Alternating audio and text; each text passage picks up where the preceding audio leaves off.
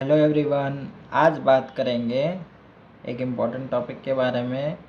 जब liver disease का effect drug के मेटाबॉलिज्म पर क्या होता है, कैसे होता है, उसके बारे में बात करेंगे। यानी कि effect of hepatic diseases on pharmacokinetic. अगर आप फार्मेसी, मेडिसिन या टीडीएम पढ़ रहे हैं तो ये कॉन्सेप्ट क्लियर होना बहुत ज़रूरी है। तो चलिए शुरू करते हैं। पहले हम देखेंगे इंट्रोडक्शन में क्या देखेंगे। लिवर हमारे बॉडी का मेन ऑर्गन है फॉर ड्रग मेटाबॉलिज्म। ठीक है, ये तो आप सभी को मालूम होगा। फिर उसके बाद देखेंगे हम कि लिवर में दो इम्पोर्टेंट प्रोसेस होते हैं। ठीक है, दो इम्पोर्टेंट प्रोसेस का क्या है। पहला वाला है फेज़ 1, फेज़ 2। ठीक है, फेज़ 1 में क्या होता है, ऑक्सीडेशन, रिडक्शन और हाइड्रोलिसिस होता है। मोस्टली किसके साथ, सिर्फ 450 एंजाइम के साथ, सिर्फ 450 एंजाइम के साथ। फेज़ 2 में क्या होता है, कॉन्जुगेशन रिएक्शंस होते हैं, like glucuronidation and sulfation. Hepatic diseases impair drug metabolism leading to altered drug absorption, distribution, metabolism and excretion. Hepatic diseases क्या करते हैं, ड्रग के मेटाबॉलिज्म को, ठीक है, अब्जॉर्प्शन को, डिस्ट्रीब्यूशन, एक्सक्रीशन को क्या करते हैं, अल्टर कर देते हैं। हेपेटिक डिसीजेस यानी सिरोसिस, हेपेटाइटिस, लीवर फेलियर वगैरह, ये क्या करते हैं, अल्टर कर देते हैं ड्रग के मेटाबॉलिज्म को। सेकेंड वाला है हमारा effects of hepatic disease on pharmacokinetic. क्या इफेक्ट होता है वो देखेंगे। अब पहले क्या इफेक्ट होंगे, absorption. Normally absorption direct effect नहीं होता है, ठीक है, लेकिन पोर्टल हाइपरटेंशन और जीआई एडिमा ड्रग अब्जॉर्प्शन को स्लो कर सकते हैं। ठीक है,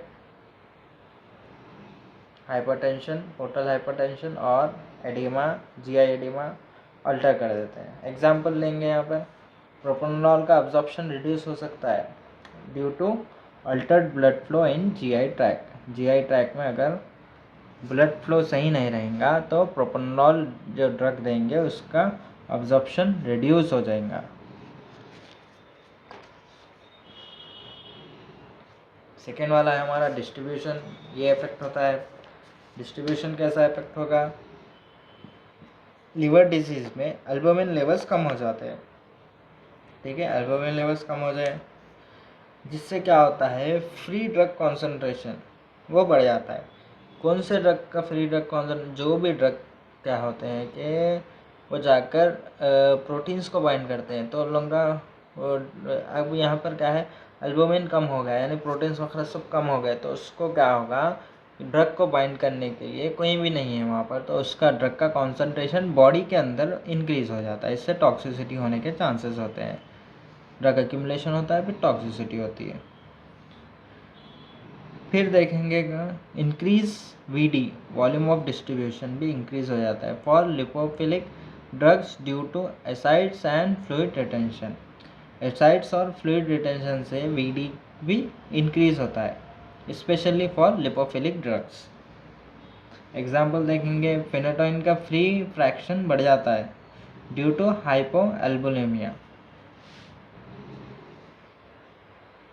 मेटाबॉलिज्म देखेंगे अब थर्ड वाला हमारा, इसमें क्या होता है, फेज़ 1 मेटाबॉलिज्म जो सिर्फ एंजाइम्स से होते हैं, ठीक है, सिग्निफिकेंटली इम्पेयर हो जाते हैं। फेज़ 2 में क्या होता है, कॉन्जुगेशन होता है, ज़्यादा स्टेबल होता है, लेकिन सीवियर केसेस में ये भी इफेक्ट हो सकता है। एग्जाम्पल, डायज़ेपाम का क्लियरेंस रिड्यूस हो जाता है फेज़ 1, ठीक है, लोराज़ेपाम सेफ होता है as it is use phase 2 metabolism. तो अब हम अवॉइड तो कर दिया, डायज़ेपाम की जगह लोराज़ेपाम दे सकते हैं हम, ठीक है, अगर किसी को फेज़ 1 रिएक्शन में प्रॉब्लम हो है तो। अब देखते हैं एक्सक्रीशन को। एक्सक्रीशन में क्या होता है, देखिए लिवर डिसीज में क्या होता है, बाइल फॉर्मेशन रिड्यूस हो जाता है। ठीक है, बाइल फॉर्मेशन रिड्यूस हो गया, इसको क्या होता है, फिर बिलियरी एक्सक्रीटेड ड्रग्स क्या हो जाते हैं, एक्यूमुलेट होना स्टार्ट हो जाते हैं, बॉडी में एक्यूमुलेट हो जाते रहते हैं। वो एक्यूमुलेट होने पर क्या हो जाता है, उनका concentration, free drug concentration increase हो जाकर वो क्या होते हैं कि टॉक्सिसिटी कर देते हैं बॉडी में। हेपेटोरेनल सिंड्रोम में also reduce renal clearance. Example chloramphenicol का देखेंगे, टॉक्सिसिटी हो सकती है ड्यू टू पूर मेटाबॉलिज्म एंड एक्सक्रीशन। ठीक है, इसकी क्लोराम्फेनिकोल की टॉक्सिसिटी का एग्जाम्पल यहाँ पर देखें हम। थर्ड वाला हमारा डोसेज एडजस्टमेंट स्ट्रेटजीज। इसमें क्या होता है, high hepatic extraction ratio drugs, ये पहले देखेंगे हम। इसमें डोज को एडजस्टमेंट कैसा करना है वो, इनका क्लियरेंस क्या होता है, डिपेंड करता है लिवर के ब्लड फ्लो पर। ठीक है, hepatic extraction, high hepatic extraction ratio के ड्रग्स का क्या होता है, इनका क्लियरेंस लिवर के ब्लड फ्लो पर डिपेंड करता है। Example प्रोप्रानोल, verapamil, morphine. ठीक है, इसको क्या करना है, डोज के एडजस्टमेंट को कैसा करेंगे, रिड्यूस डोज और इंक्रीजिंग डोजिंग इंटरवल। क्या करेंगे, स्टार्ट लो से करेंगे और इंक्रीज कर देंगे डोजिंग इंटरवल को। सेकेंड वाला है हमारा drugs with low hepatic extraction ratio. पहले क्या देखें हम, हाई वाले देखें, अब लो वाले देखेंगे। लो वाले में क्या होता है, इनका क्लियरेंस डिपेंड करता है एंजाइम एक्टिविटी पर। ठीक है, इनका क्लियरेंस किस पर डिपेंड करता है, एंजाइम एक्टिविटी पर। पहले वाले का किस पर डिपेंड करा था, ब्लड फ्लो पर डिपेंड करा था। ठीक है, ये हाई वालों का क्या है, ब्लड फ्लो पर डिपेंड करा था। लो वालों का एंजाइम एक्टिविटी पर डिपेंड करता है। ठीक है, एंजाइम एक्टिविटी पर डिपेंड करने पर क्या होता है, और लिवर डिसीज में ये डिक्रीज हो जाता है, एंजाइम एक्टिविटीज़ क्या हो जाता है, डिक्रीज हो जाता है। तो एग्जांपल वारफारिन, थियोफिलिन, फेनोटाइन कर लेंगे हम। ठीक है, रिड्यूस करेंगे, डोजेज एडजस्टमेंट कैसा करेंगे, रिड्यूस डोज देंगे और मॉनिटर करेंगे प्लाज्मा लेवल्स को।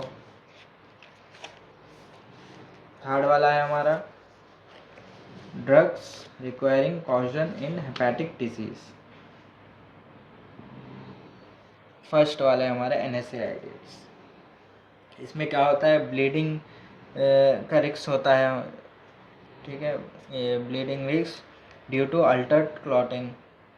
सेकेंड वाला है हमारा पैरासीटामोल, इंक्रीज हेपेटोटॉक्सिसिटी रिस्क, क्योंकि पैरासीटामोल वहीं पर मेटाबोलाइज होता है। थर्ड वाला है हमारा opioids, prolong sedation due to slow metabolism. इन लोगों का स्लो मेटाबॉलिज्म होता है, तो इससे क्या होता है कि पेशेंट को बहुत ज़्यादा इफेक्ट होता है सेडेशन का। फोर्थ वाला है हमारा मॉनिटरिंग पैरामीटर्स। हमें क्या मॉनिटरिंग करना चाहिए, LFTs मॉनिटरिंग करना है, जिसके अंदर ALT, AST, ALP, बिलिरुबिन आ जाएंगे। एल्बुमिन लेवल्स को भी मॉनिटर करना चाहिए, प्रोटीन बाइंडिंग स्टेटस को, प्रोथ्रोम्बिन टाइम को भी मॉनिटर करना चाहिए। लिवर्स क्लॉटिंग फंक्शन चेक करता है ये। तो ये हमारा टॉपिक कंप्लीट हो चुका है ये।